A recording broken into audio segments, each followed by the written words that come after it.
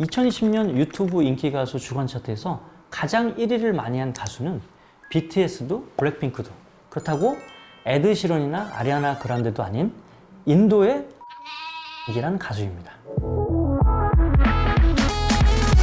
자, 이제 코로나가 퇴치되면 우리나라 K-팝 가수 대부분을 이제 한국에서 보기 쉽지 않게 될 거예요. 그러니까 우스갯소리로 이제 우리나라에서 열리는 K-팝 콘서트를 내한 공연이라고 할 때가 이제 올 겁니다. K-팝이 지금 하트도 이제 너무 핫하거든요. 팝의 본고장인 미국뿐만 아니라 남미, 유럽, 아시아, 중동, 아프리카 등 전 세계 각지에서 K-팝에 열광하는 팬들이 폭발적으로 증가하고 있는데요. 그러면 국뽕기를 쫙 빼고 그야말로 리얼하고 냉정하게 K-팝 가수들의 위상을 분석해 볼게요. 네이버 뉴스만 봐도 K-팝 가수가 하도 이제 해외 차트 1위 한다는 기사가 많이 오니까 1년 내내 세계 음악 차트 정복하고 있는 것처럼 보이잖아요. 사실 그렇지는 않거든요. 그래서 오늘은 맹목적인 찬양이 아니라 K-팝 가수들이 이룬 성과들의 냉정한 분석과 그 성과가 왜 위대한 건지 객관성을 가지고 얘기해 보려고 해요. 자, 처음부터 말씀드립니다. 음악에 대한 분석이 아니에요. 음악 데이터에 대한 분석을 지금부터 할 겁니다. 자, 오늘은 K-팝을 세계적으로 성공시키는 데 가장 기여를 많이 했다고 평가받는 미디어, 바로 유튜브의 데이터를 가지고 K-팝 가수들의 위상은 세계에서 어느 정도인가 자세히 설명해 볼 텐데요. 자, 그건 잠시 뒤에서 하기로 하고요. 자, 그렇다면 유튜브에서 인기의 척도의 기준이 뭘까요? 당연히 조회수, 구독자 수, 좋아요 수, 이런 것들이 기준이 될 거라는 것은 쉽게 예상해 볼 수 있는 거죠. 자, 그렇다면 유튜브 조회수가 인기의 척도의 기준이라고 단순 가정한다면 1년에 유튜브 주간 음악 차트에서 가장 많이 1위를 하는 가수는 누굴까요?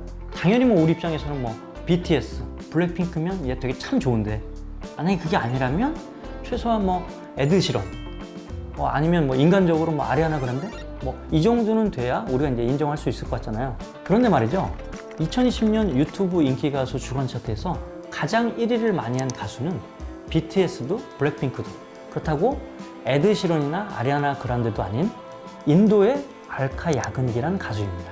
자, 우리가 상상했던 유튜브 세계 1위 가수의 모습은 확실히 아니죠.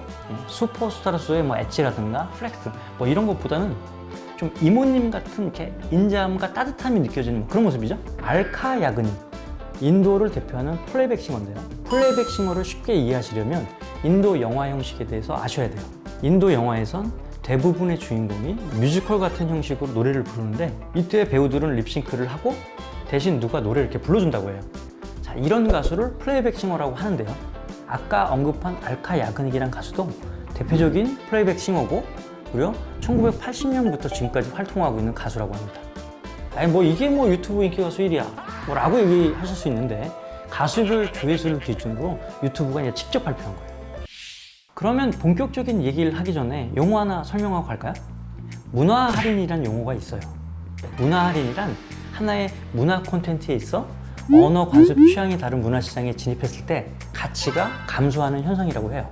쉽게 설명을 들어서 이런 겁니다. 이제 한국 사람이 3가지 언어로 된 영화를 본다고 가정하고, 3 영화 모두 자국에서 히트한 영화라고 가정합시다. 그 3 영화 중 하나는 이제 미국 헐리우드 영화, 하나는 인도 영화, 하나는 라오스 영화라고 한다면 우리는 어떤 영화를 가장 거부감 없이 자연스럽게 받아들일까요? 앞서 설명드린 문화 할인이라는 관점에서 보면 한국에선 당연히 영미권 할리우드 영화가 가장 익숙할 거고, 힌두어나 라오스 언어로 제작된 영화는 뭔가 강한 낯설음이 느껴지는 거죠. 우리에게 익숙하지 않은 문화 콘텐츠가 그만큼 가치가 감소한다고 말할 수 있는 거예요. 이런 문화 할인 관점에서 보면 한국어로 노래를 한다는 것은 전 세계적인 가수가 될 가능성이 굉장히 낮다라고 얘기할 수 있어요. 영어로 노래를 불렀을 때보다 한국어로 불렀을 때 문화 할인은 상당히 클 것이고, 이것이 일종의 핸디캡으로 작용할 수 있다는 것이죠. 자, 맞는 비유일지 모르지만 한국 가수가 미국 차트에서 1위를 하고 시상식에서 수상한다는 것은 어찌 보면 인도 가수가 이제 힌두어로 노래를 불러서 한국 가온 차트에서 1위를 한 것만큼 어렵지 않을까, 그런 생각이 들어요. 무슨 말인지 알겠죠? 자, 그러면 이번에 유튜브에서 조회수 순위가 아닌 구독자 수가 가장 많은 가수의 순위를 알아볼게요. 2위가 블랙핑크, BTS가 7위에 랭크되어 있습니다. 이 순위표 마지막 열에는 가수들이 쓰는 기본 언어도 표기해 놨는데요. 이 표를 자세히 보면 우리가 알 수 있는 한 가지가 있어요. 한국어 가수들을 제외한 30위권 모든 가수가 영어 아니면 스페인어로 노래를 했다는 거죠. 이게 무슨 얘기일까요? 쉽게 말씀드려서 세계적인 가수가 되려면 영어나 최소 스페인어로 노래를 불러야 한다.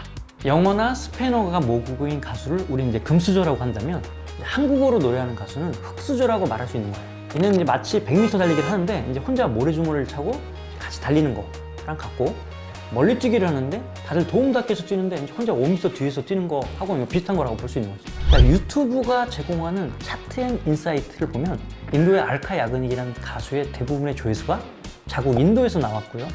이외에 파키스탄 2위, 방글라데시 3위, 인도네시아, 네팔 순인 것을 보면 결국 14억에 육박하는 인도의 인구수와 힌두 문화권의 버퍼를 받아서 조회수를 흡수했다고 해도 과언이 아니죠. 만약 유튜브가 중화권에서도 서비스가 되었다면 이런 글로벌 차트 순위에 우리가 알지도 못하는 중화권 가수들이 대거 포진해 있을 가능성도 배제할 수 없습니다. 왜냐하면 이 지구상엔 중국 사람들이 제일 많으니까 말이죠. 그에 비해 K-팝 가수는 지지 기반 자체가 없어요.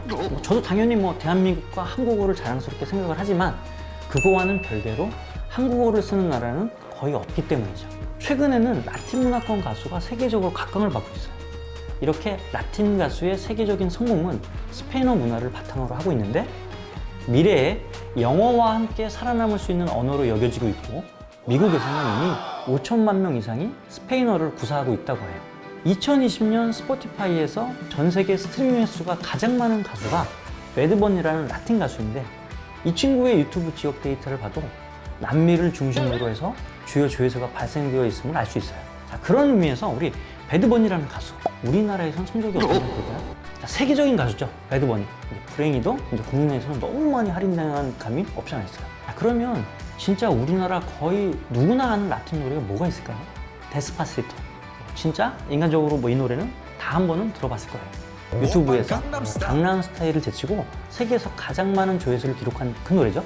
근데 이 노래도 우리나라에서 순위를 보면 그래봐야 한 200위권이야. 이렇듯 스페인어가 굉장히 생소한 우리나라에선 그들의 문화 콘텐츠의 할인율이 굉장히 높은 거죠. 그러니까 결국은 영어권 가수를 제외한 라틴 가수나 인도 가수의 지역적 분석 데이터를 보면 되게 비슷한 패턴을 보이고 있어요.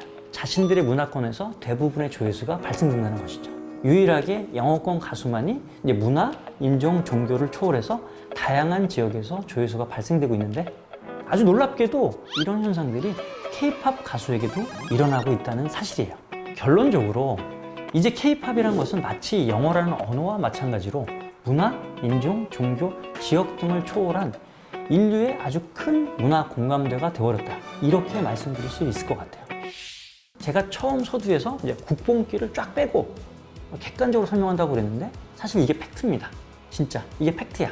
근데 아무튼 제가 말씀드리고 싶은 얘기는 K-팝이 전 세계 대중음악 흥행에 대한 고정관념을 모조리 깨버렸다.